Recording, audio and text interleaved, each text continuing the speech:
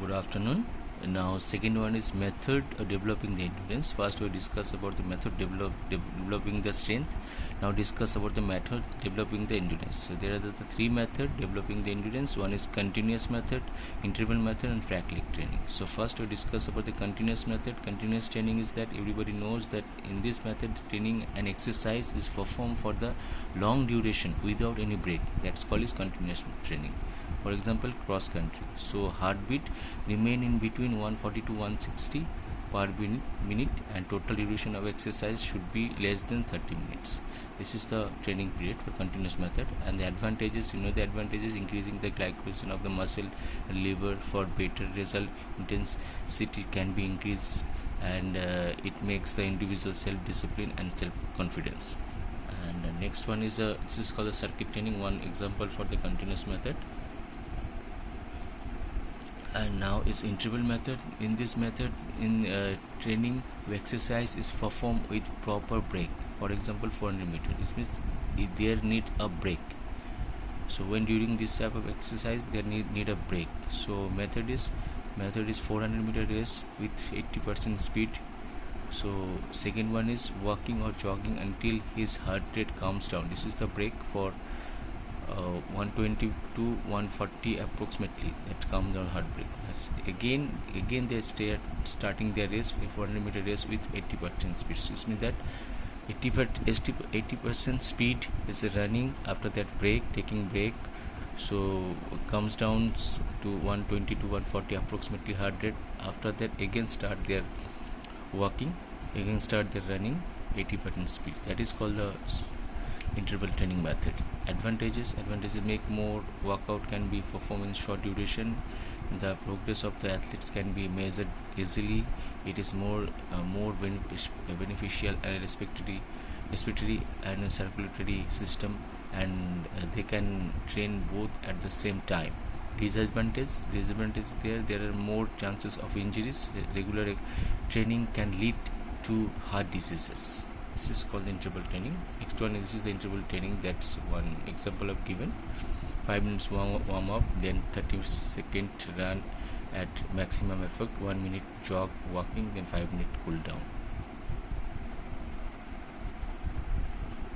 Next one is frac leg. This is the very important training. That method usually most of the coaches they are applying this method is frac leg. It means speed play. Swedish word. This training name is Swedish word speed play, and it is such a training method that planned continuously training with interval training. So in this method, pace and speed is not pre-planned, so it is left up to the individual. He can change his speed according to the surrounding. For example, hill, river, forest, muddy road, metal road, and grassy ground. This rate, the heart rate range between 140 to 180 per minute. Duration of training at least minimum 45 minutes. So this is the method of this one. So you can use that hill, river, forest, muddy road, metal road, and grassy ground. This one. And method is that method warm up, jogging.